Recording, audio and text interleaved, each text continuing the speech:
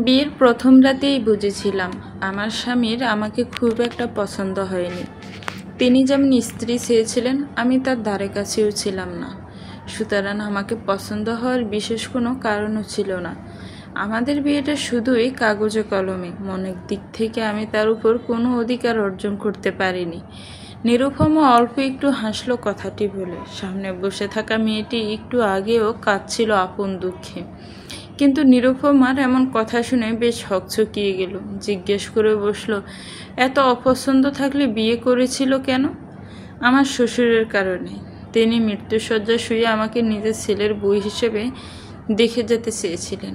আমার শ্বশুর ছিলেন বাবার খুব ঘনিষ্ঠ বন্ধু। সেই সুবাদেই আমাকে এত পছন্দ করা। আরও একটা কারণ আছে অবশ্য। কি? আমি কালো দেখে অন্য কোথাও বিয়ে দিতে সমস্যা হচ্ছিল।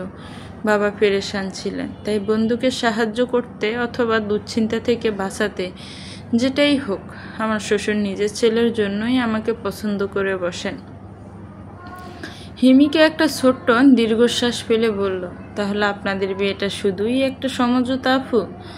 আপাতত তাই, ভবিষ্যৎ জানি না। তবে এখন অবধি আমি তার হৃদয়ে জায়গা করতে পারিনি। শুনে দুঃখ লাগলো। নিরুপমা সামনের টেবিলের থাকা পানির গ্লাসটা এক নিঃশ্বাসে ডক ডক করে খালি করে ফেলল। গলা শুকিয়ে এসেছিল তার। পুনরায় বলতে লাগলো, আমাদের দাম্পত্য জীবন শুরু হয়েছিল বিয়ের 12 দিন পরে। আমাকে অপছন্দ হওয়ায় আমাকে কাছে টানতেও তার রুচিতে হয়নি তখন। কিন্তু 12 দিন পরের রাতে বাড়িতে কেউ ছিল না, আমি আর সে।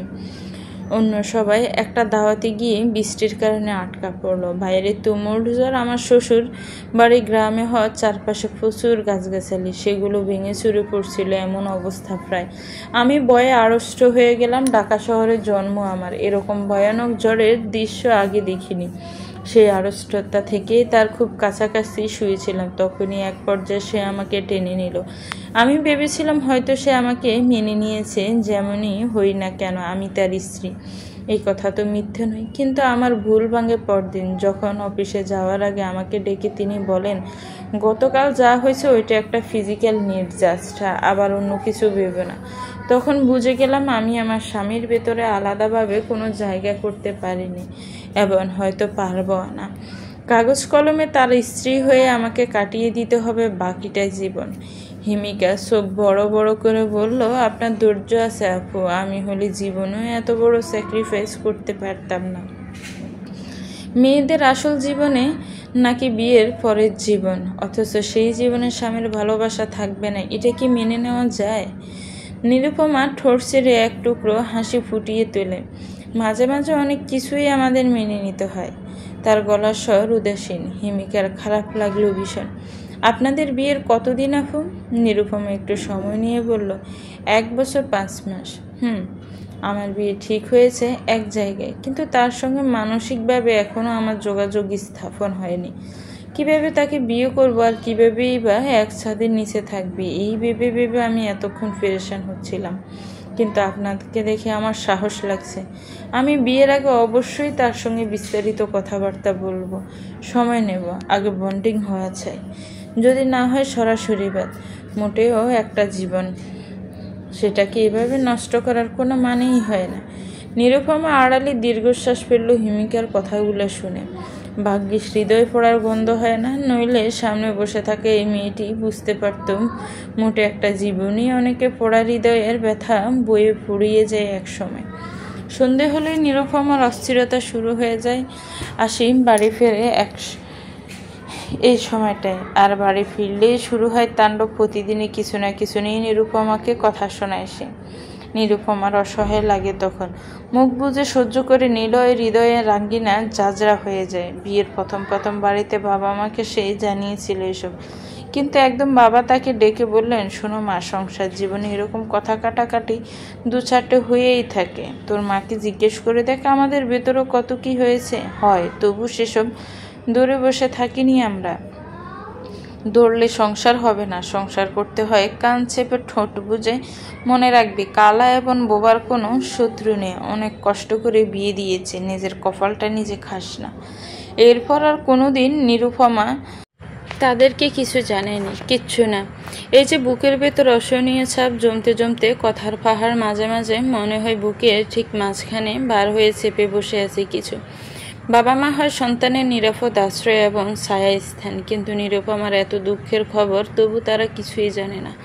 কলিং বেল বাজলো যখন নিরুপমা তখন বাথরুমে, বেরিয়ে দরজা খুলতে 2 মিনিট দেরি হলো তাই। আসিফ ঘরে ঢোকার আগেই শুরু করলো বাসন, খিটখিটে মেজাজে বলল, কি করেছিলেন? দরজা খুলতে আধ ঘন্টা লাগলো কেন? নিরুপমা ধীর কণ্ঠে জবাব দিল, বাথরুমে ছিলাম। বাথরুমে ছিলে নাকি বারান্দায়? ওই সামনের বাসা যে ছেলেপুলেগুলোকে দেখা যায় তাদের সঙ্গে তোমার তো ভালোই ভাবসাব শুনি। নিরুপমা চমকালো। তাদের বারান্দা দিয়ে সোজা আরেক বারান্দার ছাদ, সেখানে ছিল কোঠার কজন ছেলেরা ব্যাচেলর থাকে, তবে তাদের দিকে সেভাবে কোনোদিন তাকানো হয়নি ওর। এই বারান্দাটা রান্নাঘরের পাশে, পেছনে খুব কম যাওয়া হয়, দিনে একবার গাছগুলো পানি দিতে। এছাড়া রেগুলার ইউজের জন্য বেডরুমের বারান্দা ব্যবহার করা হয়। আসিফ জানে, তবু এ ধরনের একটা নোংরা কথা পট করে বলে ফেলল। অবশ্যই আর নতুন কি, নিরুপমার জন্য বিন্দুমাত্র সম্মান কি আসিফের আছে? কথা শুনে চোখ একদম হাওয়ায় উঠেছিল। দেখি, ভাজা মাছটা উল্টে খেতে জানো না এমন ভাব, কিন্তু মাছের কাঁটা সহ তো ঠিকই গিলতে পারো। আমার সহজ সরল ভাবাটাকে কি ভয়ানক ফাঁসানোটাই না ফাঁসিয়েছো তোমরা মিলে।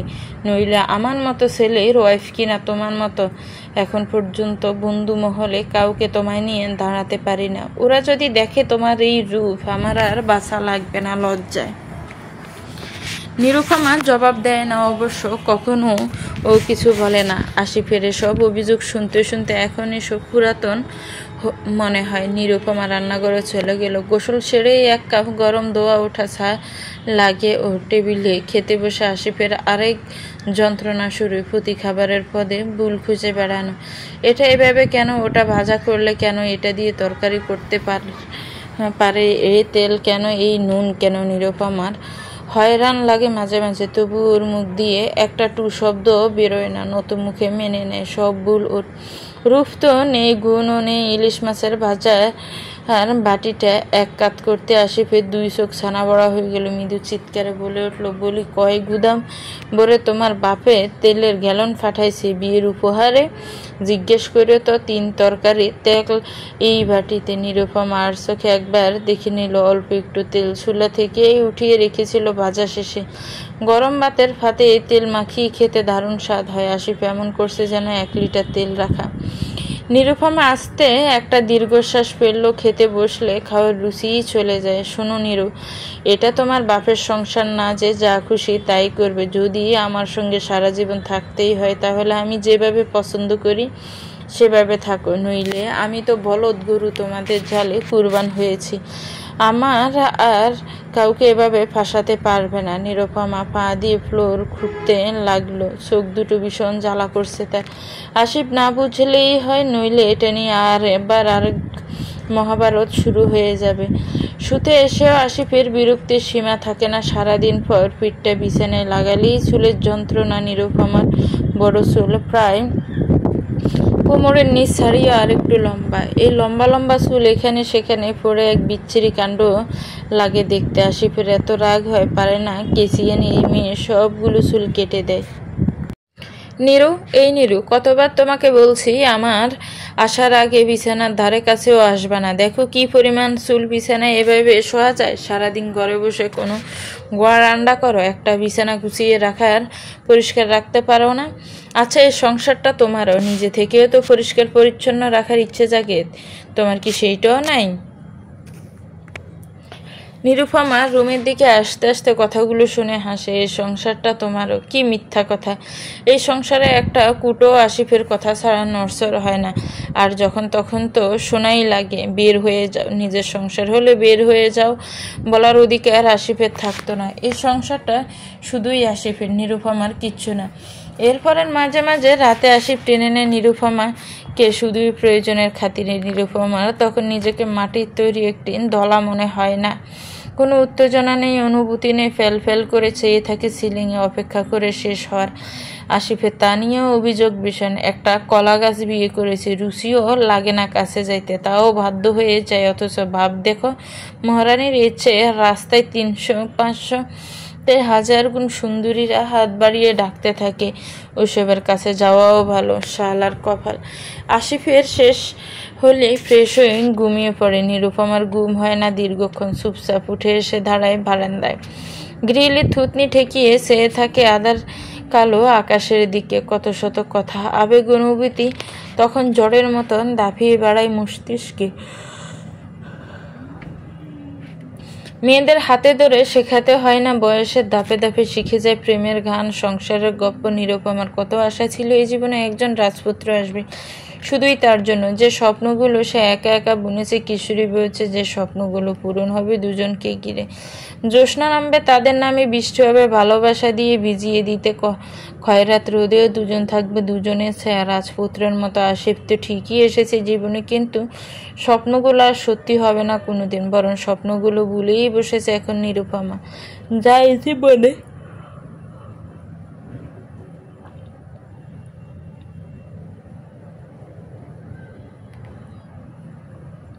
ধর্মে মানা আছে না, নইলে একটা সিলিং ফ্যান আর 60 কাটা গজের দড়িতেও বাড়িতে ছিল। নিরুপমা সকালটা যায় ম্যারাথনের মতো। এক হাতে রুটি বেলা, আর এক হাতে ভাজা, মধ্যে আলু ভাজি একটু নেড়ে ছেড়ে দেয়। তার মধ্যে আসিফের ডাকাডাকির অন্ত থাকে না। নিরু, পেপারটা কই? নিরু, আমার রুমালটা কই? সাদা মোজাটা কই রাখছো? নিরু, আমার নেভি ব্লু আন্ডারওয়্যারটা কি ভিজিয়ে দিচ্ছ? পিঙ্ক শার্টটা কই? ইয়েলো গেঞ্জিটা এমন ফ্যাকাশে দেখাচ্ছে কেন? নিরু, হাত গইটা দিয়ে যাও। নিরু, আমার শার্টটা। নিরু ছোট এই ঘর থেকে ও ঘর ছুটেই চলে, জিরোনোর ফুসরত নেই। তবু আসিফের হন্তদন্তর সীমা থাকে না। প্রতিদিন এই তোমার কারণে আমার দেরি হয়ে হাতের কাছে একটা জিনিস ঠিকঠাক মতো পাইনি। এভাবে সংসার হয় না, বুঝলে? কোন পাপের শাস্তি যে তুমি আল্লাহই ভালো জানেন। কোন শালাই যে বিয়ে আবিষ্কার করছিল, এখন হাড়ে হাড়ে টের পায়।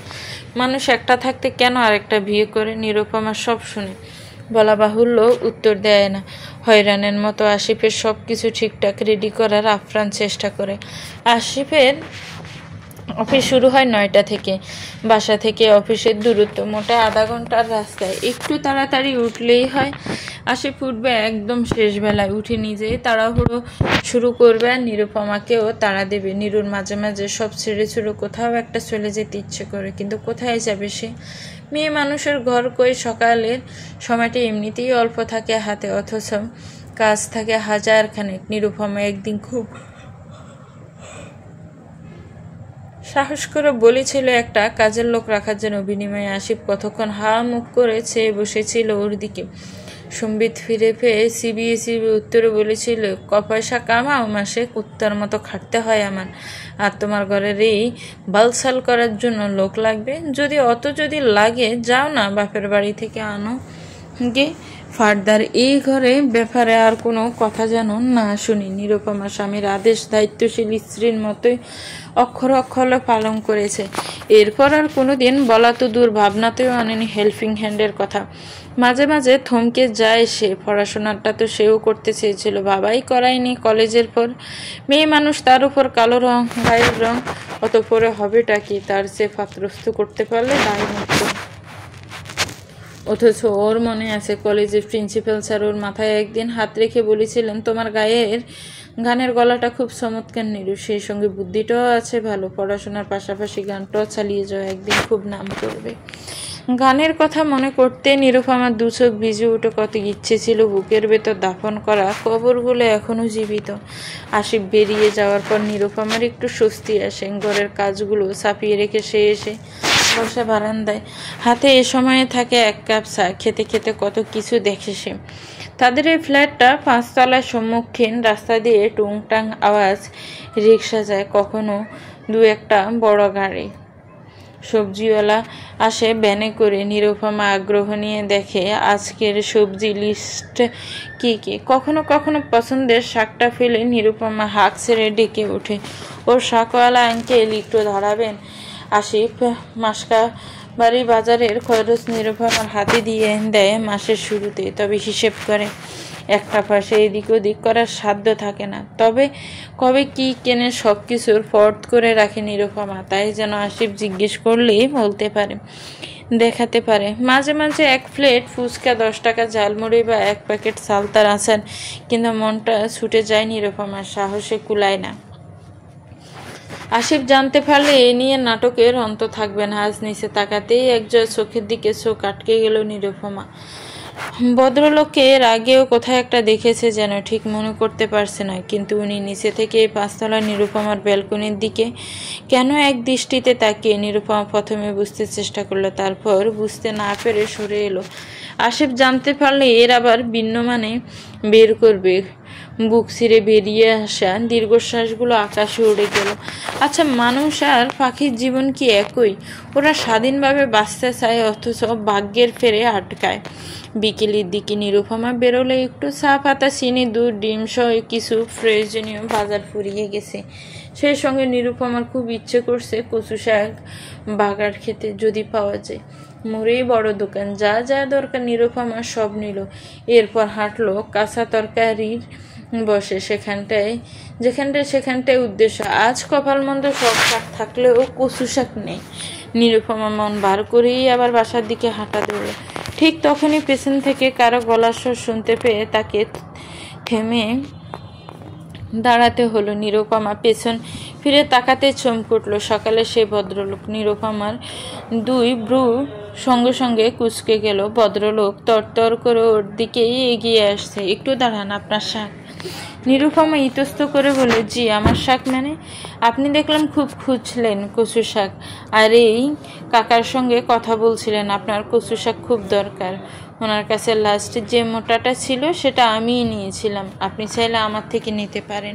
এমনিতেও আমার খুব একটা দরকার নেই। নিরুপমা হকচকিয়ে গেল। দ্রুততার সঙ্গে বলল, না না, আপনার শাক আমি কেন নিতে যাবেন?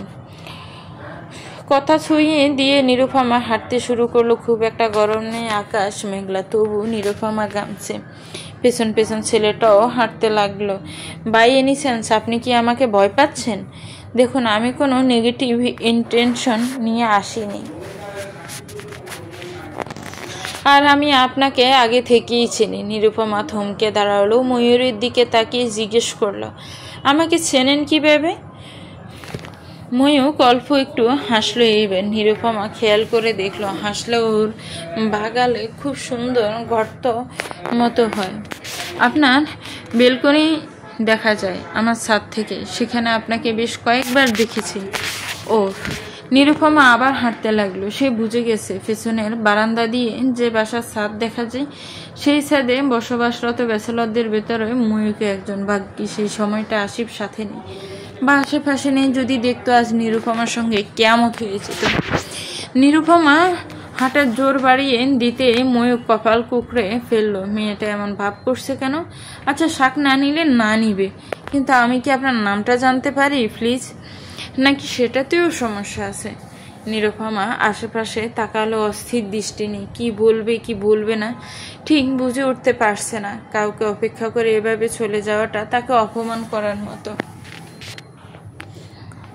অপরদিকে এত ভয়ও বা পাচ্ছে কেন সে? কেউ একজন শুভাকাঙ্ক্ষীর মতো তাকে শাক অফার করছে, একটা ধন্যবাদ তো পাওনা অবশ্যই। আর আসিব এই মুহূর্তে অফিসে, সন্ধ্যের আগে আসার কোনো চান্স নেই তার। অতএব 2-1 বাক্য বিনিময় করতে খুব কি দোষের কিছু? নিরুপমা জ্বরের গতিতে মস্তিষ্কে ভেবে চলে, অতঃপর একটু শান্ত হয়ে হাঁটার গতি কমিয়ে আনে। ময়ূখের দিকে সরাসরি চোখে তাকালো, অল্প একটু হাসার চেষ্টা করলো, কিন্তু ঠিক হাসিটা বেরোলো না। নিরুপমা বলল, আসলে বাসায় কাজ ফেলে এসেছি তো, তাই একটু তাড়া। আপনি কিছু মনে করবেন না, আর থ্যাঙ্কস। হ্যাঁ, ময়ূক সহজ হয়ে এলো। ইটস ওকে, কোনো সমস্যা নেই, আমি কিছু মনে করিনি। তো আপনার নামটা নিরুপমা? মিসেস নিরুপমা। ময়ূক হতভম্বে কণ্ঠ বলল, আপনি বিবাহিত? নিরুপমা সে কথার উত্তর করল না। বাড়ির কাছাকাছি চলে এসেছে। পায়ের গতি পুনরায় বাড়িয়ে দিয়ে আর একটু এগিয়ে আসতে ওর 2 চোখ ছানা বড়া হয়ে গেল। মেন গেটের সামনে আসিফ দাঁড়িয়ে আছে। নিরুপমার মনে হলো এক্ষুনি মাথা ঘুরে পড়ে যাবে। শরীরের প্রতিটি অঙ্গ প্রত্যঙ্গ থরথর করে কাঁপতে লাগলো। আসিফের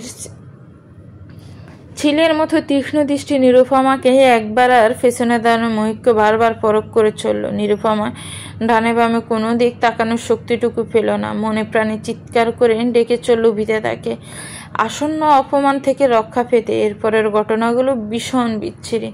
মহিকের দাঁড়ানাতেও ছিল না পাবলিক প্লেসে অপরিচিত লোকজনের সামনে নিজের সহধর্মিনীর সঙ্গে এ ধরনের বাক্য বিনিময় করা যায়। আসিফ কণ্ঠ তুঙ্গে উঁচিয়ে বলতে লাগলো, আমার খেয়ে আমার পড়ে আমার বাড়িতে থেকে এসব রং তামাশা করেছো তুমি? ছি ছি ছি, আমি ভাবতেও পারতেছি না তোমার চরিত্র এত খারাপ। দেখতে তো ফাতিলের তলার মতোই জঘন্য, তাও কেন জাদু বলে সুদর্শন পুরুষদের হাতাও? আর এই যে ভাই, আপনাকে বলি, দেশে কি মেয়ের আকাল পড়ছে? রুচিবোধ বলতে তো কিছু নেই। আমি তো ভাই জনম পাশা পাশছি, কিন্তু আপনি সেতে যেচে পড়ে এমন মেয়ের সঙ্গে। আর তুই ঘরে চল, তোর বাপকে ডাকাবো আজ। নিজের দুচ্চরিত্রা মেয়ের কীর্তিও দেখুক এসে। আসিফকে থামানো গেল না। তার হম্বিতম্বি এমন অস্বাভাবিক আচরণ আরও মানুষ জড়ো করলো। কেউ কেউ বুঝলো, কেউ কেউ বুঝলো না। বাড়ির দারোয়ান অনেক চেষ্টা করলো আসিফকে থামাতে। শেষমেশ বাড়িওয়ালা নেমে এসে আসিফকে টেনে হিঁচড়ে বাড়ির ভিতরে নিয়ে গেল। নিরুপমা তখনও ঠক ঠক করে কাঁপছে, দু চোখে নদী। ময়ূক ওর দিকে এগিয়ে যেতে নিরুপমার হুঁশ ফিরে সে সিটকে দূরে সরে। তারপর প্রায় দৌড়ে ভিতরে ঢোকে। রাস্তায় পড়ে থাকা বাজারের ব্যাগ, আলু, পেঁয়াজ, পটল। বাড়িওয়ালার নাম হোসেন আবদুল্লাহ, শক্ত সমর্থ তাগড়া যুবক। বাবার মৃত্যুর পর বাড়ির সমস্ত দেখভাল সে একাই করে। আবদুল্লাহ আসিফকে নিজের ফ্ল্যাটে নিয়ে গিয়ে সোফায় বসালো। স্ত্রী শম্পাকে 2 কাপ চায়ের ফরমায়েশে দিয়ে নিজে এসে আসিফের পাশের জায়গা দখল করলো। আসিফ রাগে কিরমির করছে তখন। জ্বলন্ত অগ্নি চোখে আবদুল্লার দিকে তাকিয়ে বলল, আমাকে আনলেন কেন বড় ভাই? ওরে ওইখানেই ফুতে ফেলা উচিত ছিল। আবদুল্লাহ কণ্ঠস্বর শান্ত। তিনি প্রত্যুত্তর করলেন বেশ নম্রভাবে, শান্ত হন। এত অল্পতে উত্তেজিত হলে চলে না। বিষয়টা কি আগে সম্পূর্ণ বোঝা উচিত। কি বুঝবো? আপনি নিজেই তো দেখলেন চোখে, বাজারের নাম করে আরেক ছেলের সাথে। না জানি কতদিন যাবত আমার পিছনে এইসব চলতেছিল। চোখে দেখা সব কিছু সবসময় সত্য হয় না আসিফ। তুমি বয়সে আমার চেয়ে বেশ ছোট হবে, কিন্তু জ্ঞান বুদ্ধি নিশ্চয়ই সব বিসর্জন দাওনি। তোমার স্ত্রী যেমনই হোক, সে তোমার স্ত্রী। যদি সে কোনো ভুল করে থাকে তবে সেটা ব্যক্তিগতভাবে সমাধান করো। তার পরিবার আছে, তোমার পরিবার আছে, সবাই মিলে একত্রে বসে মীমাংসা করো। কিন্তু ভরা রাস্তায় সবার সামনে দাঁড়িয়ে এভাবে চিৎকার চেঁচামেচি করে তুমি আজ যা করলে তা মোটেই উচিত হয়নি। আবদুল্লার কথা শুনে আসিফ রেগে তেতে উঠল। বসা অবস্থা থেকে লাফ দিয়ে দাঁড়িয়ে গেল। দাঁতে দাঁত ফিসে চিবিয়ে চিবিয়ে বলল, আপনি আমাকে জ্ঞান দিতে আইছেন না। যা হয়েছে আমার সঙ্গে হয়েছে। আমার ঘরোয়ালি আরেক মাঙ্গের ফোলার সঙ্গে রঙ্গ করে বেড়াইতেছে। সমাজে আর মুখে চুলকালি পড়বে, আপনার না। তাই আপনার এইসব জ্ঞানের কথাবার্তা প্লিজ আপনার কাছেই রাখেন। ওরে কেমনে বেজ্জত করতে হয় আমি ভালো করেই জানি। আবদুল্লাহ ছোট করে একটা দীর্ঘশ্বাস ফেলে বললেন, তাহলে তোমার যা ভালো লাগে তাই করো, কিন্তু দয়া করে আমার বিল্ডিংয়ের সম্মানহানি করবে না। আসিফ বেরিয়ে যেতেই পর্দার আড়াল থেকে শম্পা বেরিয়ে এলে 2 কাপ চা সেন্টার টেবিলে রেখে নিজের স্বামীর পাশে বসে নম্র গলায় বলল, ওনার মতন স্বামী হলে জীবনটা দুনিয়াতেই জাহান্নাম হয়ে যায়। আবদুল্লাহ স্ত্রীর একটা হাত নিজের হাতের মুঠোয় আঁকড়ে ধরে কপট গর্বের গলায় বললেন, শুক্রিয়া করো, তোমার স্বামী এর চেয়ে 1000 গুণে ভালো। শম্পা মৃদু হাসে। তারপর পরে কৌতূহলী চোখ জোড়া নাচিয়ে বলে ওঠে, নিরুপমা মেয়েটা বেশ ভালো, বোকাশোকা, নরম সরম, সবসময় একটা ভয়ে ভয়ে থাকে। ওর মতো মেয়ে এই ধরনের নোংরা কাজ করতে পারে বলে আমার বিশ্বাস হয় না। আমারও না বেগম। রাস্তায় দাঁড়িয়ে হয়তো 2-4টে কথা বলছিল, তাই দেখে আসিফ মেয়েটার জন্য আমার খারাপ লাগে, কিছু করতে ইচ্ছে করে। আবদুল্লাহ কিয়ৎক্ষণ স্ত্রীর মুখ পানে নির্বিশেষে চেয়ে থেকে হঠাৎ করেই বলে উঠল, বেগম, তুমি যে সংস্থায় বেকিংয়ের কাজ শিখছো সেখানে ওই মেয়েটিকেও নিয়ে যেও। আশা করি এতে এর অবস্থানের পরিবর্তন হবে, বঙ্কুর থেকে দৃঢ় হবে। সবচেয়ে বড় কথা, অসুস্থ পরিবেশ থেকে কিছু সময়ের জন্য হলেও সুস্থভাবে নিঃশ্বাস নিতে পারবে। সম্পাদ দু চোখে খুশির আলো ছুটে যায়। সে উপর নিচ মাথা নেড়ে সঙ্গে সঙ্গে প্রত্যুত্তর করে, এটা তো দারুণ বুদ্ধি, আমি আজকেই কথা বলবো। দরজাটা খোলাই ছিল। বেশ শব্দ করে আসিফ ভেতরে প্রবেশ করতে নিরুপমার অন্তরাত্মা শুকিয়ে এতটুকুন হয়ে এলো। বেডরুমের বিছানায় এসে বসেছিল। তার উপস্থিতি টের পেয়ে ছিটকে উঠে দাঁড়ান বেলকনি গেছে। পারছে না দেয়ালের ভিতর নিজেকে ঢুকিয়ে দিতে। অস্বাভাবিক রকমের হৃদস্পন্দন অনুভব হচ্ছে পিঞ্জরের ভেতর। আসিফ বেডরুমে ঢুকে একটা সিগারেট ধরালো। পরপর কয়েকটি লম্বা টান দিয়ে বেশ কিছু দোয়া বাতাসে উড়িয়ে দিল। ফলে চোখ দুটো হুট করে লাল বর্ণে পরিণত হলো। নিরুপমার সাহস নেই ওই চোখ দুটি দেখে, তবু বুঝতে পারল আসিফের রাগের তেজ। দূরে দাঁড়িয়েও তার উত্তাপ ও শরীর মন জ্বলছে দিচ্ছে। বেশ কর্কশ সুরে আসিফ মুখ খুলল, হুরপরি ভাবো নিজেকে? এতই যখন সুন্দরী তখন আমার গাড়ি ঝরলে কেন? আমাকে বলির ফাটা বানায় কেন? তুমি জানতে না আমার জীবনে একজন ছিল? নিরুপমা চমকে উঠে। আসিফের গলার স্বর এবার আর আগের মতো কঠোর নেই, খানিকটা নরম হয়ে এসেছে, একটু বেঁচা বেঁচা। সে কি কাঁদছে? আসিফ উদাসীন গলায় বলতে লাগলো, আমি তখন ইন্টারমিডিয়েট দিয়ে একটা পাবলিক ভার্সিটির জন্য খুব ট্রাই করছি, কিন্তু কোচিং ক্লাসগুলোয় আমার একদম মন বসতো না। কেমন যেন এলোমেলো লাগছিল সব কিছু। মাথার ভেতর পড়ার টেনশন, অথচ পড়া হচ্ছে না, পড়তে পারছি না। এর চেয়ে কঠিন সিচুয়েশন কোনো স্টুডেন্টের জন্য হয় না। সেরকম এক সিচুয়েশনে একদিন কোচিংয়ের শ্রেণীতে আমি প্রথম ওকে দেখি। আমার পথ আটকে আমায় জিজ্ঞেস করছিল কি ব্যাপার। ক্লাসে দেখি হাবার মতো চেয়ে থাকে শুধু, পড়বে নাই যখন কোচিংয়ে ভর্তি হয়েছো কেন? বাপের অনেক টাকা নাকি? আমি পুরোপুরি এবার, আরে ভাই এই কি আমার বাপ তুলে কথা বলছে? ভাবলাম খুব জোরে দমক দেবে, কিন্তু ওর চোখের দিকে তাকিয়ে আমি সব ভুলে গেলাম, হারিয়ে ফেললাম নিজেকে। কি মায়া ভরা চোখ! আমি আমার জীবনে এত মায়া করে কাউকে চেয়ে থাকতে দেখিনি। শুরুটা এভাবে সাধারণের মতো, কিন্তু আমার হৃদয়ে অসাধারণ হয়ে গেঁথে গেল ওই মানবী। আসিফ একটুক্ষণ থেমে গিয়ে নিরুপমার দিকে তাকায়, বলল, আমাকে একটু পানি এনে দাও তো। বুকের ভেতরটা শুকিয়ে গেছে। নিরুপমা তক্ষুনি ছুটল পানি খেয়ে। আসিফ পুনরায় তার কথা রেলগাড়ি ছুটিয়ে চলল। ওর আসল নাম ছিল ইতি, কিন্তু আমি ভালোবেসে ডাকতাম মায়া। মায়ের সঙ্গে আমার কোনো সাধারণ বন্ধুত্ব ছিল না, ছিল এক গভীর ভালোবাসা, অপরিসীম টান, বিশ্বাস আর আস্থা। আমরা অয়াদাবদ্ধ ছিলাম একে অপরের প্রতি। কিন্তু আসিফের মুখভাব পরিবর্তন হয়ে গেল। চোখের পলকে হয়ে উঠল তা নিষ্ঠুর। চোখ দুটো পূর্বের রক্ত লাল বর্ণ ধারণ করলো আবারও। নিরুপমা ঘাবড়ে গেল। দু কদম পিছিয়ে দেওয়ালে পিঠ ঠেকিয়ে হাসপাস করতে লাগলো অজান্তেই।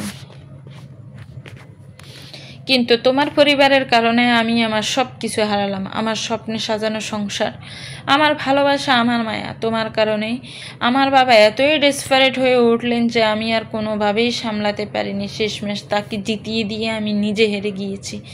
আমার সবটুকু ভালোবাসা বুকের উঠোনে দাফন করে আমি তোমার মতো একটা অশিক্ষিত, খ্যাত, নোংরা দেখতে মেয়েকে, যার চরিত্রটাও গায়ের মতোই কালো, আমি কি পেলাম জীবনে? আসিফ চিৎকার করে উঠল। হাতে ধরা থাকা পানির গ্লাসটা এক ঝটকায় ফেলে দিতেই তীক্ষ্ণ আজে তা চূর্ণ বিচূর্ণ হয়ে গেল।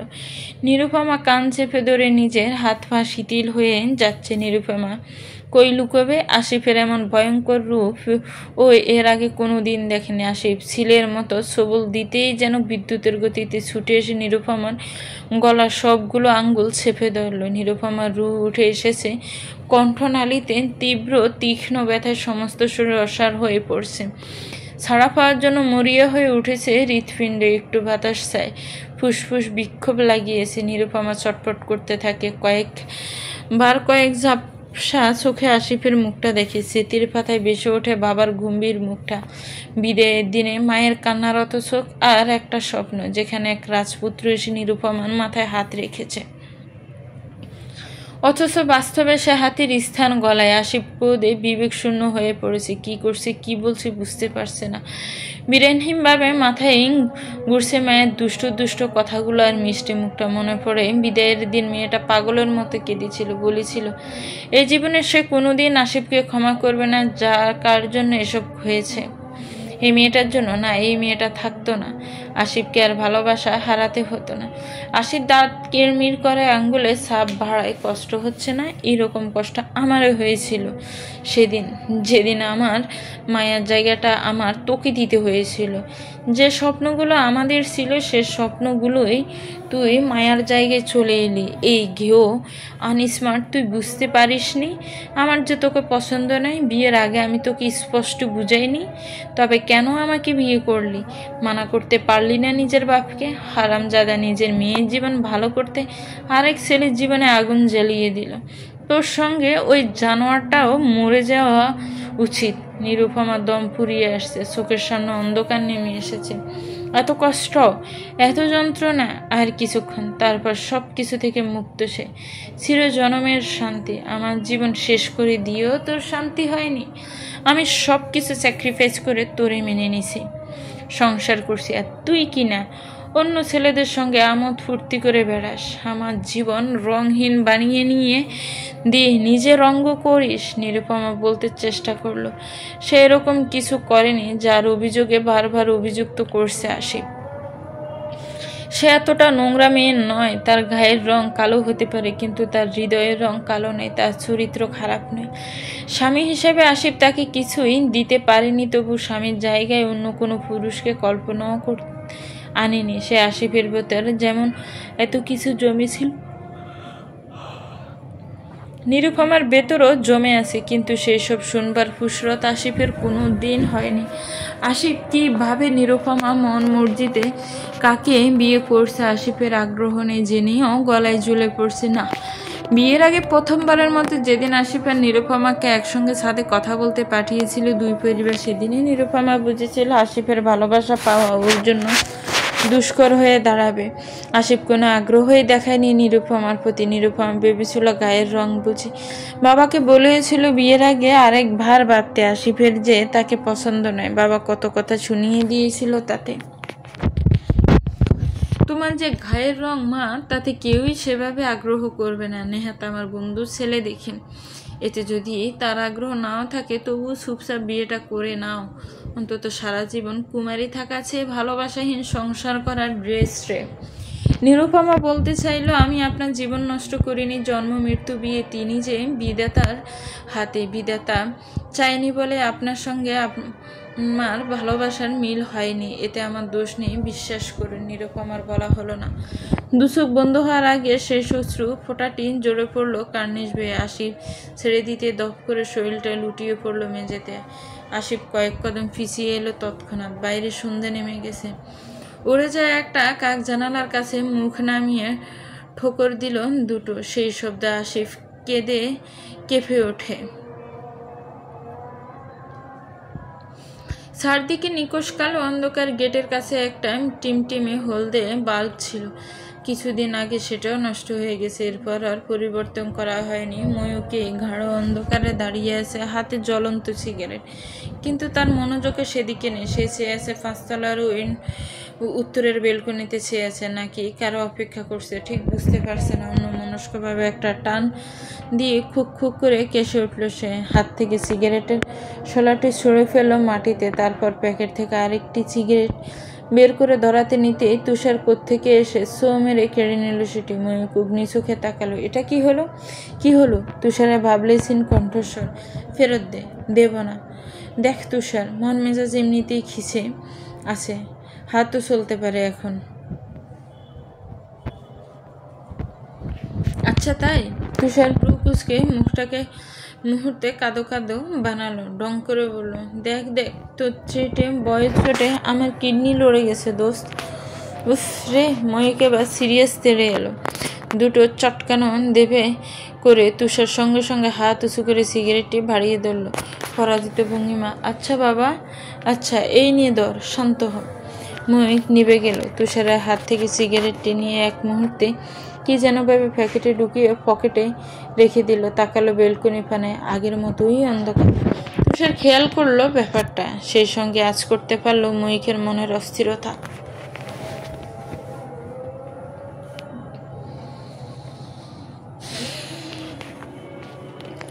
সবটুকু দুষ্টুমি সরিয়ে গলার স্বরে নমনীয়তায় নিয়ে এলো, তাই আস্তে করে বলল, তোকে দেখে নর্মাল লাগছে না, is everything okay Mayukh? Mayukh চোখ সরিয়ে নিল, দায়সারাভাবে আকাশপানে দৃষ্টি নিক্ষেপ করে বলল, আই ডোন্ট নো। হয়েছে কি রে বেটা, বল। ময়ূখের ফিটে তুষারের একটা হাত। ময়ূখ সময় নিয়ে দীর্ঘশ্বাস ছাড়ে, আনমনা হয়ে বলে, ওকে আমার জন্য আজ অনেক অপমানিত হতে হলো জানিস। And guess what, she is married. Tushar চমকে গেল, ওই মেয়েটা? তুষার কী বলবে তৎক্ষণাৎ ভেবে না পেয়ে একটুক্ষণ চুপ করে রইল।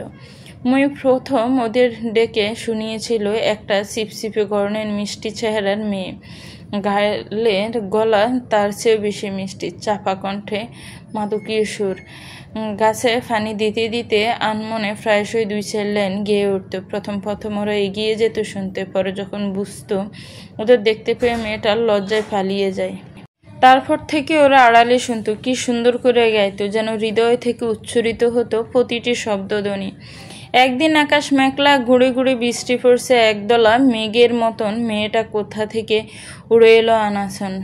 ওরা সব ছাদের কোণে বসেছে বাজা ফোড়া নিয়ে। ঠিক সে সময় সবার কান ছুঁয়ে গেল শব্দগুলি, তুমি যদি না দেখা দাও করো আমায় হেলা, কেমন করে কাটে আমার বাদল বেলা। তুষারের মনে আছে, এত সুর দিয়ে কাউকে কোনোদিন রবীন্দ্রসঙ্গীত গাইতে শুনিনি ও এর আগে।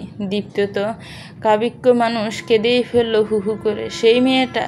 তুষার জিজ্ঞেস করল উদ্বেগ নিয়ে, কি হয়েছে তোর জন্য? ইনসাল্ট হয়েছে কীভাবে? আমাকে গোড়া থেকে সব বল। তুই কি ওই মেয়ের সাথে কানেক্টেড দোস্ত? ময়ূখ তড়িঘড়ি উপর নিচ মাথা ধরল, আরে না।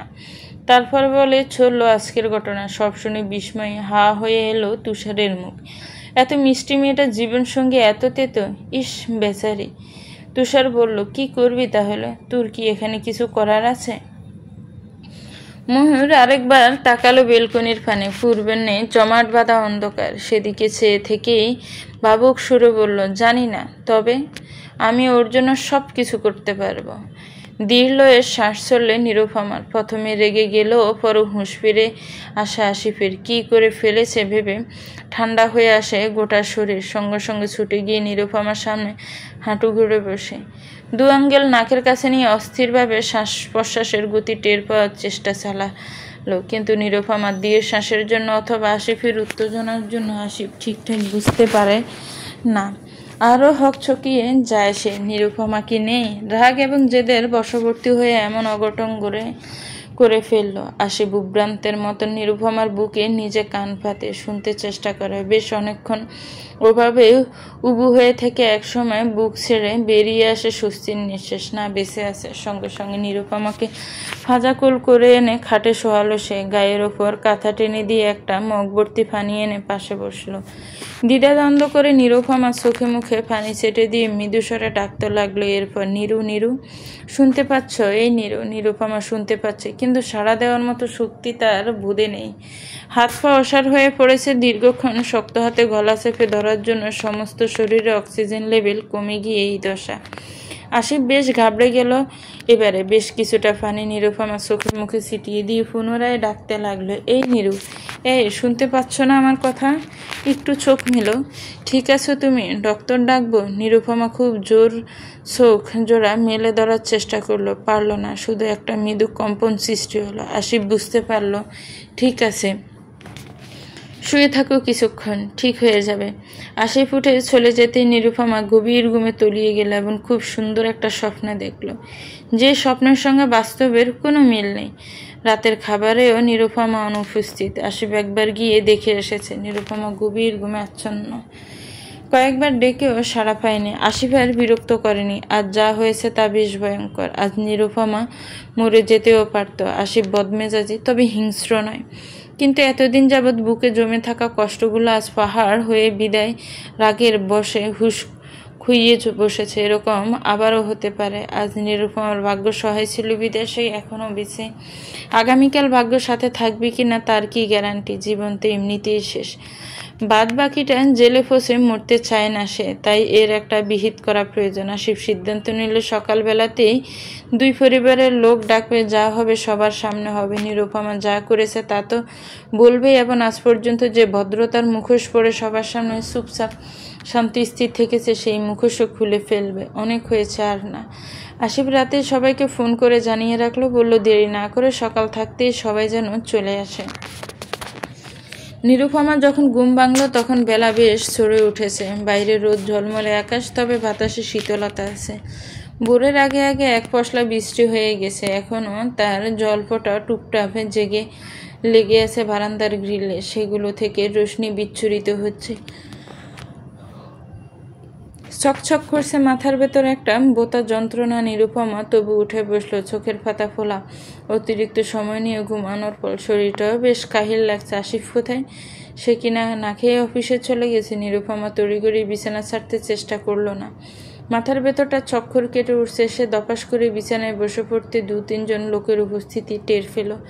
নিজেকে সামনে সম্মুখে দৃষ্টি ফেলতে দেখলো আসিফের পাশে তার মা মুখে আঁচল চেপে দাঁড়িয়ে আছেন। তাদের চেয়ে একটু পেছনে অবন্তী, নিরুপমার ছোট বোন। ওরা এখানে কেন? নিরুপমার অসুস্থতার খবর শুনে এসেছে নাকি? নিরুপমা ভেতরে এক ধরনের অস্থিরতা অনুভব করলো। অস্ফুট স্বরে ডাকলো, মা। শিখা সঙ্গে সঙ্গে ঘরের ভেতর এসে ঢুকলেন। প্রায় ছুটে মেয়ের পাশে গিয়ে বসলেন। তুই ঠিক আছিস মা? তার গলা কাঁপছে এবং বেজা বেজা। তিনি কেঁদেছেন। নিরুপমা টের পেল। অবন্তীও চুপচাপ পায়ে এসে ঘরের এক কোণে দাঁড়ালো।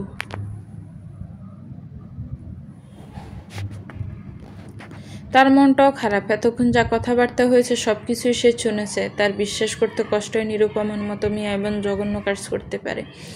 যে মেয়ে বিয়ের আগে প্রেম ভালোবাসা অথবা সম্পর্কে জড়ায়নি, সে মেয়ে বিয়ের পরে কি করে জড়ায়? আসিফ ভাই কোন মুখে নিজের স্ত্রীর নামে এত বড় কলঙ্কের কথা বলে? আসিফ ঠান্ডা স্বরে বলে, আপনারা যদি ওকে নিয়ে যেতে চান আমার বাধা নেই।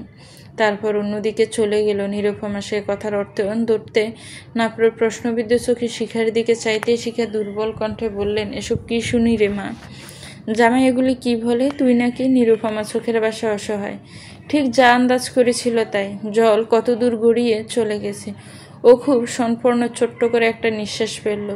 অবন্তী এগিয়ে এসে নিরুপমার আরেক পাশে বসে তেজি গলায় বলল, তুমিও কি পাগল হয়ে গেলে মা? আপা এই ধরনের কাজ করবে? ভাবো কিভাবে?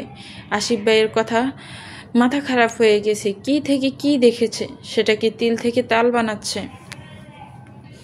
তোমার মেয়ের চরিত্র কেমন তুমি জানো না? শিখা নিরুপমার হাত দুটো আলতো হাতে চেপে ধরলেন। তোর বাবা আগের মতো শক্ত নেই। তোদের 2 বোনকে নিয়ে তার চিন্তার অন্ত নেই, জানিসই তো। সবচেয়ে বেশি চিন্তা ছিল তোকে নিয়ে। জানি গায়ের রং বিধাতার মর্জি, কিন্তু এই রং দিয়েই আজকাল সব কিছু বিবেচনা করা হয়। যার রং যত সুন্দর তার ভাগ্য তত ভালো। তোকে অনেক কষ্ট করে বিয়ে দিয়েছিল, নইলে যে অবন্তীর কপালেও। আমি জানি রে মা, এই সংসারটা তোর জন্য সহজ হচ্ছে না। আমি বুঝতে পারি। 10 মাস তোকে ফেটে রাখলাম। তোর সঙ্গে আমার যেন নারীর টান। তুই ব্যথা পেলে আমার নারীতে টান পড়ে। কিন্তু এমন কিছু করিস না মা, যাতে তোর বাবা পুরোপুরি ভেঙে যায়। মানুষটা অনেক আশা নিয়ে তোর হাত আসিফের হাতে তুলে দিয়েছে মা। তুই যে আশা ভাঙ্গিস না। মানুষটা এই সময়ে এসে সহ্য করতে পারবে না রে নিরু। 3 মাস পর অবন্তীর বিয়ে। এখন যদি তোর কিছু হয়, ওই মেয়েটার বিয়েও আটকে যাবে। সব যে সুতোই বাঁধা। তুই কি বুঝতে পারছিস আমি কি বলছি? নিরুপমার 2 চোখ ছলছল করে। অনেক কিছু গলার কাছে এসে আটকে যায়, বাইরে প্রকাশিত হয় না। পাকা ডোক গিলে সেসব আবারও গিলে নিয়ে চমৎকারভাবে হাসে মেয়েটা। চোখে জল নিয়ে হাসতে থাকা মেয়েদের খুব রূপবতী দেখে। নিরুপমা যদি দেখতো, বুঝতে পারতো রূপের ফোঁটা ওর গায়েও কম না। বলল, আমি সব বুঝতে পারছি মা। আমি এমন কিছু করিনি আর করব না, বিশ্বাস রাখো। এমন কিচ্ছু হবে না যার ভয় করছো তুমি। বাবাকে গিয়ে বলবে এদিকে সবই ঠিক আছে, ওনাকে এসব বলতে যেও না। আপা তুই চল না, কয়টা দিন থেকে আসবি, তোর মনটাও ভালো হবে। শরীরটাও তোর খারাপ বেশ। অবন্তীর গালে একটা চুটকি সিমটি কেটে নিরুপমা প্রত্যুত্তর করলেন, যাব, তবে আজ না, কদিন পর। শিখাও সুর মেলালেন, জামাই বাবা যে রাগ করে আছে তোর উপর, রাগ ভাঙিয়ে মিলমিশ করে নে। এরপর জামাইকে নিয়ে এসে কদিন থেকে যাস মা। দুপুরে না খেয়ে দিয়ে ওরা চলে গেল। আসিফের মেজাজ খারাপ হয়ে গেল। ও চেয়েছিল নিরুপমা চলে গেলে কটা দিন নিজের মতো থাকবে। আসিফ মনে মনে নিরুপমাকে উদ্দেশ্য করে মুখ খারাপ করলো। তারপর নিরুপমাকে একা বাসায় রেখে ও চলে গেল নিজের বাড়িতে। নিরুপমার মুখটা আপাতত আর দেখতে ইচ্ছে করছে না। নিরুপমা হতভম্ব হয়ে বসে রইল একা একা। রাত গভীর হয়েছে, ঘড়ির কাঁটা 12 ছুঁয়েছে, অথচ ঘরের ভেতরে যেন সময় জমাট বেঁধে আছে, এক বিন্দু নড়ে না। সমস্ত আলো নিভিয়ে দিয়েছিল নিরুপমা অনেক আগে। শুধু বারান্দার গ্রিলের ফাঁক গলে এক ফালি ছাদের আলো এসে পড়েছে বিছানার এক কোণে। সেই আলোর দিকে চেয়ে একা বসে আছে নিরুপমা। মাথায় একটা হালকা ব্যথা টনটন করছে, তবু জানে ঘুম আসবে না, আসলেও তাতে কিছু যায় আসে না। এই বাড়িটাতে এখনও নিজের মতো করে দম নেওয়ার সুযোগ খুব কম। তবু আজ নিরুপমা একা, ঘরে কেউ নেই, অথচ কারো শূন্যতা নেই যেন। এই নিঃসঙ্গতা যেন একান্ত নিজের। নিরুপমা চুপচাপ উঠে জানালার পর্দাটা সরিয়ে রাখলো, জানালা খুলে দিল। হালকা ঠান্ডা হাওয়া এসে গায়ে লাগলো, বেশ লাগলো। তারপর মালিশে মুছগুজে শুয়েছিল কিছুক্ষণ। একবার ভাবছিল একটু কাঁদবে, বুকটা হালকা করবে। কাদা হয়নি, চোখ শুকনো, কিন্তু বুক যেন কেমন ভারী হয়ে আছে। একটা পুরনো ডায়েরি টেনে বের করলো, খুলে দেখলো কিছুই লেখা নেই সেখানে। বহুদিন, শেষ লেখাটা বছরখানেক আগে, বিয়ের ঠিক আগের দিন। সেখানে কেবল একটা লাইন, জীবন শুরু হতে যাচ্ছে, আমি প্রস্তুত। হয়তো একটু ভয় পাচ্ছি, কিন্তু বিশ্বাস আছে। বিশ্বাস। ফুস করে হাসি পেল নিরুপমান। নিজেকেই জিজ্ঞেস করলে, কিসের উপর বিশ্বাস ছিল তোর? কাকে নিয়ে শুরু করতে চেয়েছিলি তুই জীবন? জবাব এলো না। ডায়েরিটা বন্ধ করে আবার বিছানায় শুয়ে পড়লে। কিছুক্ষণ চুপচাপ চোখে বন্ধ রাখলো। তারপর উঠে বারান্দায় গিয়ে দাঁড়ালো। আশেপাশের বাড়িগুলোতে প্রায় আলো নিভে গেছে। একটা দূরের বাড়ির ছাদে ছোট্ট হলদে আলো জ্বলছে, ঠিক যেমন ওদের 5 তলার ছাদে জ্বলতো।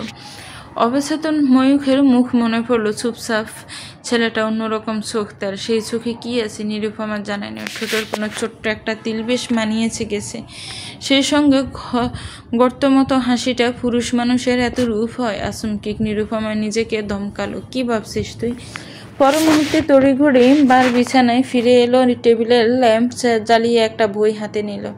শেষের কবিতা, অনেকবার পড়া, কিন্তু এই বইয়ের অমিত লাবণ্য যেন বারবার ফিরে আসে। 1 পৃষ্ঠা পড়লো, 2 পৃষ্ঠা, তারপর আর পড়লো না। বইটা গালের নিচে রেখে শুয়ে পড়লো। ছাদের পাখাটা ঘুরছে, ঘড়ির কাঁটা চলছে। বাইরে একটা কুকুর হঠাৎ ডেকে উঠল। নিরুপমা তাকিয়ে রইল ছাদের দিকে। ভাবলো, জীবন যদি একটা গল্প হতো, তাহলে আমি কোন পাতায় আছি এখন? শুরু না শেষের দিকে, কে জানে। কিন্তু আজ রাতে ওর কাছে মনে হলো এই গল্প কেউই ওর পাশে নেই। একটা চরিত্র সে, যে নেপথ্যে থেকেও মূল কাহিনীর শিকারে পরিণত হয়েছে। এভাবেই বিষণ্ণতা ভরে খুব নিঃশব্দে, খুব নিঃসঙ্গভাবে কেটে গেল নিরুপমার একটা রাত। সকালটা ফুরফুরে মেঘ নেই, তবু রোদের মধ্যে কেন যেন এক কোমলতা।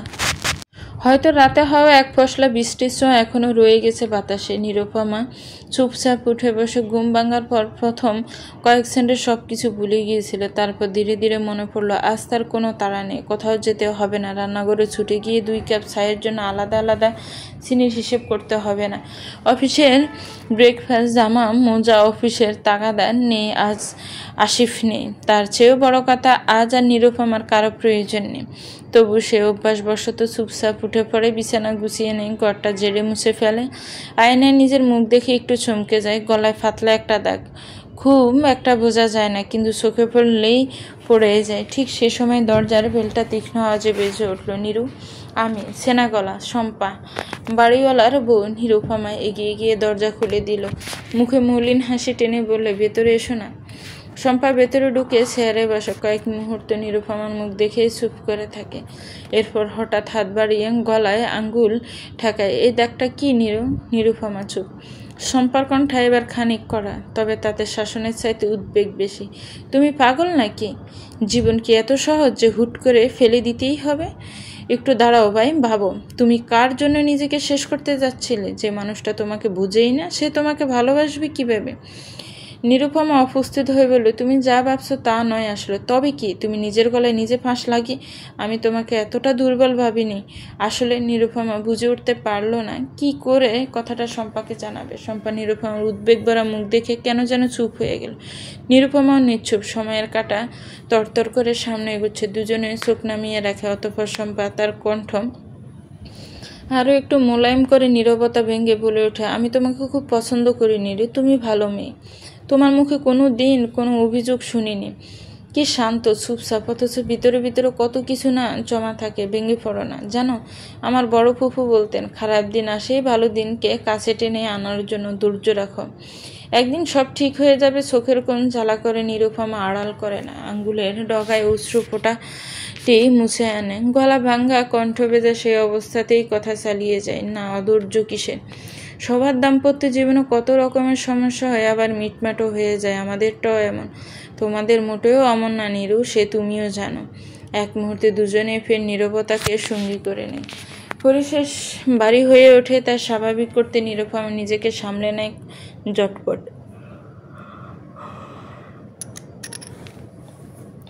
তরল কণ্ঠে বলে, চা খাবেন? বসো না, সকালের নাস্তাটা একসাথে করি। ও উঠতে নিলে একটা হাত চেপে ধরে শম্পা টেনে বসিয়ে এই পাশ ওপাশ মাথা নাড়তে থাকে। আমি নাস্তা করতে আসিনি নিরু, তোমার সঙ্গে জরুরি কথা ছিল। আমার সঙ্গে? কি বলো? নিরু, আমি একটা সংস্থায় যুক্ত আছি। সেখানে মেয়েদের বিভিন্ন রকমের হাতের কাজ শেখানো হয়, সেলাই, কুকিং, বেকিং, কম্পিউটার, এমব্রয়ডারি, আরও বিভিন্ন কিছু। অনেক মেয়ে ওখানে যুক্ত। তুমি চলো না, আমি তোমার ভালোর জন্য বলছি, বিশ্বাস করো। নিরুপমা আতকে ওঠে প্রায়। আসিফ জানতে পারলে, না না, অসম্ভব। আমি এসবে জড়াতে চাই না শম্পা। তুমি আমার ভালো চাও, তার জন্য অনেক ধন্যবাদ, কিন্তু আমার হাজব্যান্ড এসব মেনে নিবেন না। তার সঙ্গে এমনিতেই আমার সময় ভালো যাচ্ছে না। আমি চাই না আমাদের ভেতর ঝামেলাগুলো আরও বাড়তে থাকুক। নিরু, এই ঝামেলা যদি না মিটে যায়, যদি সে তোমার সঙ্গে অন্যায় করে বসে, তখন তোমার কি হবে? কে দেখবে তোমাকে? ফ্যামিলি? প্লিজ নিরু, তোমারও নিশ্চয়ই জানা আছে আজকাল নিজের দেখভাল পরিবারও করে না। সো তোমাকেই তোমার জন্য স্ট্যান্ড করতে হবে। আর সেজন্যই না, আমি চাচ্ছিলাম তুমি একটা কিছু তিনবল থাকো, ব্যস্ত থাকো, মন ভালো থাকবে, মানসিক চাপটাও কম আসবে। একবার ভেবে দেখো নিরু, এই বন্দি জীবন কত কাল কাটাবে? আজ বাদে কাল তোমার সন্তান আসবে, তার জন্য হলেও তোমাকে নিজের ভাগ্যের পরিবর্তন করা প্রয়োজন। আজ তুমি ফিসে মরছো, কাল হয়তো তোমার জায়গায় তোমার সন্তান থাকবে। নিজের জন্য দাঁড়াতে পারছো না, কিন্তু সন্তানের জন্য? তখন কি হাতের উপর হাত গুটিয়ে বসে থাকবে নিরু? নিরু উত্তর দেয় না, শুধু ফেল ফেল করে চেয়ে থাকে নিজের হাতের ওপর। চোখ জোড়ায় পানি টলমল করছে, যে কোনো মুহূর্তে গড়িয়ে পড়তে প্রস্তুত যেন। শম্পা বলল, আমি তোমার মনের অবস্থা আজ করতে পারি একটু হলেও। আমি একজন নারী, তাই জন্যে তোমাকে সাহায্য করতে চাই। তুমি ভবিষ্যতের কথা না হয় বাদই দাও, কিন্তু বর্তমানের কথা ভাবো। এভাবে একা একা ঘুমড়ে ঘুমড়ে মরলে ক্ষতি তোমারই। তাই চলো নিরো, বাইরে বেরিয়ে দেখো। অনেক সুযোগ তোমার জন্য হাত বাড়িয়ে রেখেছে, তোমার শুধু বুঝে শুনে সঠিক হাতটা ধরা উচিত। কিন্তু নিরুপমা চোখ তুলে তাকালো, গাল বেয়ে অজর দ্বারা প্লাবিত হচ্ছে মিশ্রিত কণ্ঠে শুধালো, আমি কি পারবো? শম্পা আশ্বাসের সুরে বলল, চেষ্টা করার আগে হাল ছেড়ে দেয় কারা জানো? বোকারা। আর তুমি নিশ্চয়ই এত বোকানো। আমাদের সংস্থায় যেসব মেয়েরা যুক্ত, তাদের প্রত্যেকেরই করে একটা গল্প আছে। প্রত্যেকেই উঠে এসেছে এমন সব পরিবার থেকে, মানসিক চাপ থেকে, যন্ত্রণা থেকে। তারা হাল ছাড়েনি, নিজের উপর থেকে বিশ্বাস সরে নেয়নি। তাহলে তুমি কেন নিচ্ছ? একবার চেষ্টা করেই দেখো না। বলা তো যায় না ভাগ্য তোমার প্রতি কতটা সদয়। বুক ছিঁড়ে বেশিয়ে আসা দীর্ঘশ্বাসেরা বাতাসের সঙ্গে মিলিয়ে গেল নিরুপমাকে। তবু দ্বিধাভরা মুখে থাকতে দেখে শম্পা পুনরায় বলে উঠল, তুমি জানো না নিরু, তোমার ভেতরে কত শক্তি আছে। যে জীবনে তুমি বেঁচে আছো, সেই জীবনের বোঝা সকলে সইতে পারে না। নিজেকে একবার সময় দেয়, একটা মুহূর্তে অবিকল চুপ। তারপর নিরুপমা নিঃশ্বাস ছেড়ে মুখ ঘুরিয়ে জানালার বাইরে তাকালো। বাইরে সূর্যের আলোয় পাতাগুলো জকজক করছে, যেন ওর জন্য একটা নতুন সকাল অপেক্ষা করছে। সে আস্তে করে বলল, চলো তবে, আমি যাব। শম্পা হাসলো, বিজয়ের হাসি, স্নেহের হাসি। সংস্থাটির নাম আলোর ফাঁদ। বেশ বড় জায়গা নিয়ে তৈরি অনেকগুলো কক্ষ সারিবদ্ধভাবে পাশাপাশি মাথা উঁচু করে দাঁড়িয়ে আছে। নিরুপমা ঢুকতেই মনে হলো প্রতিটি ঘরের গল্প আলাদা, গন্ধ আলাদা। যেন তারা বলছে, এই নিরু, এই আমার ভেতরে এসো, তোমার কত দুঃখ, তার চেয়ে বেশি দুঃখের গল্প আমি জানি, এসো নিরু, শোনো। শম্পা ওকে নিয়ে একটা কক্ষে প্রবেশ করে। ছোট্ট একটা ঘর, কিছু চেয়ার টেবিল, এক পাশে সেলাই মেশিনের সারি, আরেক পাশে মেয়েরা রান্না ও বেকিং শিখে। চারদিক খুব সাদামাটা, তবু একরকম শান্তি আছে এখানে। দেয়ালে রঙিন কাগজে লেখা, তুমি পারবে, কারণ তুমি একজন নারী। সেই লেখার দিকে এক দৃষ্টিতে বেশ কিছুক্ষণ তাকিয়ে রইল। প্রথম দিন নিরুপমা একদম নীরব হয়ে রইল পুরোটা সময়। কেউ কিছু জিজ্ঞেস করেনি, কেউ তাকিয়েও দেখেনি ভিন্ন চোখে। এই সহজত্বটা যেন ওকে একটু স্বস্তি দিল। শম্পা ওকে পরিচয় করিয়ে দিল, এই নিরু নতুন এসেছে, কয়েকটা দিন থাকবে আমাদের সঙ্গে। সবার মুখে ছোট ছোট হাসি। কেউ বললো, ওয়েলকাম আপু, কেউ বলল কোনো কোন কাজটা শিখবে, সেলাই না কুকিং? নিরুপমা একটু গলা পরিষ্কার করে বলল, সেলাইটা হয়তো শেখা যায়। মেয়েরা আবার কাজে মন দিল, কেউ কাপড় কেটে নিচ্ছে, কেউ সুতো লাগাচ্ছে মেশিনে। কোথাও কোনো তাড়াহুড়ো নেই, কোথাও কোনো বিশ্রী কৌতূহল নেই। এক পাশে বসেও চুপচাপ দেখছিল। এত মেয়েদের ভিড়ে থেকেও যেন ও একা, অথচ সেই একাকিত্ব তার কতটা যন্ত্রণাদায়ক মনে হলো না। কিছুক্ষণ পর লাল ফেরে সাদা শাড়ি পরে এক মধ্যবয়সী নারী এসে ওর পাশে বসলো। মুখে অদ্ভুত রকম এক প্রশান্তি, ঠোঁটে স্থির হাসি। নিরুপমা ভদ্রমহিলাকে চেনে না, কিন্তু তার মুখে একরকম টান ছিল। তাই নিজে থেকেই বলল, আপনি কি অনেকদিন ধরে এখানে আসছেন? ভদ্রমহিলা বেশ আগ্রহ করেই ওর প্রশ্নের উত্তর দিল, হ্যাঁ, প্রায় 3 বছর। আপনার কিভাবে শুরু হলো, যদি কিছু মনে না করেন? নারীটা চোখ বন্ধ করলো এক মুহূর্তের জন্য, তারপর হালকা কণ্ঠে বলতে শুরু করলো, তখন আমার বয়স 30। এক ছেলের মা, স্বামী ছিল একজন সরকারি চাকরিজীবী। বাড়ির বাইরে খুব চৌকস, কিন্তু ঘরের ভেতর একেবারেই বিপরীত। আমার গায়ে হাত উঠত প্রায়। শুরুতে ভাবতাম হয়তো আমারই দোষ, পরে বুঝলাম না, ওর রাগ, ওর অহংকার সবকিছু আমাকে বইতে হচ্ছে। শুধু এই কারণে আমি প্রতিবাদ করিনি। ক্ষণকাল চুপ। নিরুপমা স্তব্ধ, চোখের পাতা না নাড়িয়ে তাকিয়ে আছে তার দিকে। একদিন আমার ছেলেটা এসে বলল, মা তুমি কেন কাঁদো? বাবা কি দুষ্টু? তখন আমি ভেঙে পড়িনি, আমি শক্ত হলাম। আমি ভাবলাম, আমার চোখের জল যদি আমার সন্তানের চোখেও ভয় ঢুকিয়ে দেয়, তাহলে আমি মা হিসাবে হারছি। সেদিন নিজেই খুঁজে বের করলাম এই সংস্থাটা। প্রথমে জুতো সেলাই করতাম, তারপর ব্যাগ বানানো শিখলাম। এখন এখানকার টিচার আমি। নিরুপমা শোনে, চোখে জল চলে আসে, কিন্তু সে কাঁদে না, কেবল নিঃশ্বাস ভারী হয়। নারীটা এবার ওর দিকে তাকিয়ে বলে, তুমি জানো, সাহস সবসময় গলা উঁচু করে কথা বলার না, অনেক সময় চুপ থেকে কেউ জীবন বদলে দেয় নিজেরটা। এই কথাটা যেন বুকের ঠিক মাঝখানে গিয়ে লাগলো নিরুপমার। ও নিজেই জানে ওর ভেতরটা কেমন ভয় আর ঘৃণার সঙ্গে প্রতিদিন লড়ছে। ও আস্তে করে বলে ফেলে, আমিও চেষ্টা করছি একটু একটু করে। নারীটা ওর হাত চেপে ধরে বলল, এই চেষ্টা শব্দটাই একদিন সাফল্য হয়ে উঠবে, তুমি শুধু হাল ছাড়ো না। ঘরের ভিতর মেয়েদের হেসে কথা বলার আওয়াজ ভেসে আসে। একটা ছোট মেয়ে পিঠে বাচ্চা কাঁধে বেঁধে কাপড় কাটছে। আরেকজন বেকিং ক্লাসে কেকের গন্ধে চোখ বড় বড় করে তাকিয়েছে। নিরুপমার মনে হলো এইসব গল্পগুলো বাঙা মেয়েগুলোর হারিয়ে যাওয়া স্বপ্নের, না বলা কষ্টের। এগুলো একসাথে যেন একটা আলাদা শক্তি সৃষ্টি করে, আর সেই শক্তি ছায় আজও একটু আশ্রয় খুঁজে পেল। একটা নতুন বোর যেন ওর ভিতরটায় ফা রাখলো। ও মনে মনে বলল, আমি পারবো, আমাকেও পারতেই হবে। 3 ঘন্টা কেটে গেল খুব দ্রুত। চম্পা নিরুপমা বাড়ির পথে। চম্পাকে কিছু দরকারি জিনিস কেনাকাটা করতে হবে, সে পথে বদলে নিল। নিরুপমা এদিকে গিয়ে আসা যা করেছে বলে রাস্তা চেনে। সে একা একাই আজ হাঁটতে লাগলো। বেলা বাড়ছে, রোদের তেজ কম। আজ অনেকদিন পর পাকা রাস্তা ধরে হাঁটতে ভালো লাগছে। মনে হচ্ছে বুকের ভেতর থেকে একটা বড় পাথর সরে গিয়েছে। এত হালকা মন, যেন দুঃখ কষ্টগুলো ওর একার মনে হয়েছিল এতদিন। আজ বুঝতে পারলো সেগুলোর ওর একার নয়, আরও অনেকের। নিরুপমা একটি স্বস্তির শ্বাস ফেলে একবার আকাশের পানে চাইল, হয়তো বিধাতাকে ইশারায় শুকরিয়া জ্ঞাপন করে। ফের হাঁটা ধরতে পেছনে একটা কণ্ঠস্বর ওকে থামিয়ে দিল পুরোপুরিভাবে। নিরুপমা এই কণ্ঠস্বর শুনে ময়ূর রাস্তার এক পাশে গাছের সারি, গাছের ছায়া রাস্তার ওপাশে ঝুঁকে সেই রকম ঝালকের মতো ঝুলছে। দুপুর গড়িয়ে বিকেল এসেছে, কিন্তু রোদ পুরোপুরি নামেনি এখনো। নরম নরম আলোয় যেন রাস্তাটার গায়ে মাখা রং। ময়ূখ আর নিরুপমা পাশাপাশি আসছে, দুজনের মাঝে একটা কোমল নীরবতা। মাঝে মাঝে বাতাসে চুল উঠছে নিরুপমা। সে তা কপাল থেকে সরিয়ে আবার চুপ হয়ে যাচ্ছে। ময়ূকের পকেটে 2 হাত ধীরে ধীরে হাঁটছে সে, কোনো তাড়া নেই। ময়ূক বলল, আপনি আমার উপর রেগে আছেন তাই না? নিরুপমা বিব্রত, না তো, একথা বলছেন কেন? যা হলো। ওহ। নিরুপমা এতটুকুক্ষণ সময় নিল, বলল, ওটা আমার ভাগ্য, আপনার দোষ নয়। ভাগ্য? ময়ূক কোমল স্বরে বলল, ভাগ্য কিন্তু বদলে ফেলা যায় মিস। ও সরি মিসেস নিরুপমা। আচ্ছা, আপনি একটা কথা বলুন তো, মানুষের কয়টা জীবন হয়? আমরা কি মৃত্যুর পর আবার এই সুন্দর পৃথিবীতে আসার সুযোগ পাব? না, এই একটাই তো জীবন, আবার আসার সুযোগ কই? তবে এক বুক আফসোস নিয়ে মরবার মতো অনুশোচনা কি হয় একটি রুহের? নিরুপমা মলিন স্বরে হাসে এবার, আবার আফসোস নেই। এমনিতেও এই পৃথিবীতে দেখবার মতো আর আছে কি? আমার চোখে এর কোনো সৌন্দর্যই ধরা পড়ল না। ময়ূখও হাসলো তাল মিলিয়ে। পৃথিবীটা সুন্দর নিরুপমা, কিন্তু এতে বাস করা আমাদের মতোই কিছু প্রাণীর জন্য এটা অসুন্দর হয়ে ওঠে মাঝে মাঝে। নিরুপমা জবাব দিল না। ঠোঁটে এক ছিলতে হাসি ফুটিয়ে রেখে নিচ্ছুপে হাঁটতে লাগলো। ময়ূখ হঠাৎ বলল, আপনার পায়ের শব্দটা জানেন কেমন? নিরুপমা তাকালো অবাক হয়ে। মানে?